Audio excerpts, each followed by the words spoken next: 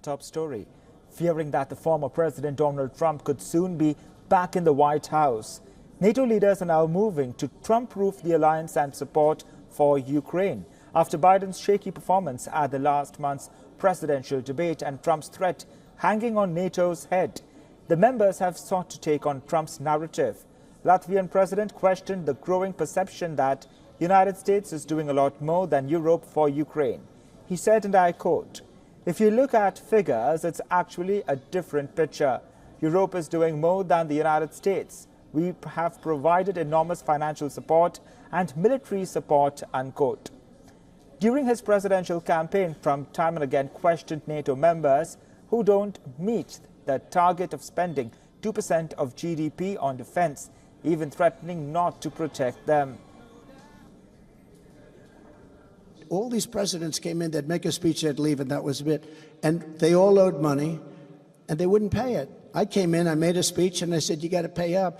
They asked me that question. One of the presidents of a big country stood up and said, well, sir, if we don't pay and we're attacked by Russia, will you protect us? I said, you didn't pay?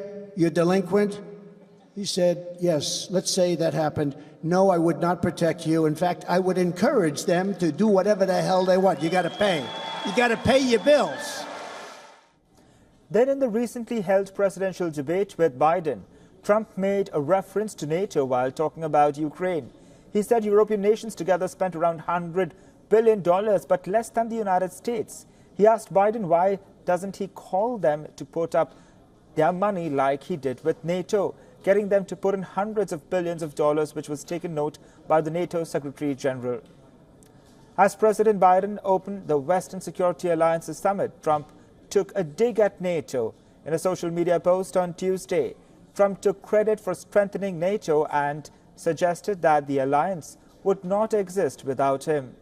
NATO defense expenditure has surged in 2024, with 24 of 32 alliance members achieving the target of spending 2% or more of GDP on defense, while Poland and Estonia spent 4.12% and 3.43%.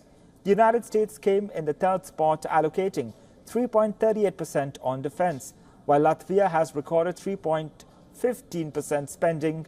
Greece has recorded 3.8%.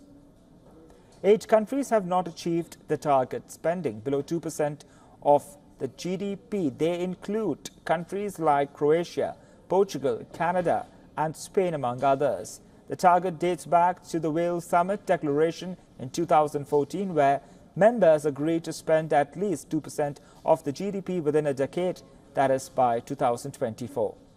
However, U.S. GDP is equal to the rest of the members of NATO in 2024, according to reports. With NATO members now resorting to Trump-proofing, they are faced with the reality of Trump coming back as the United States president.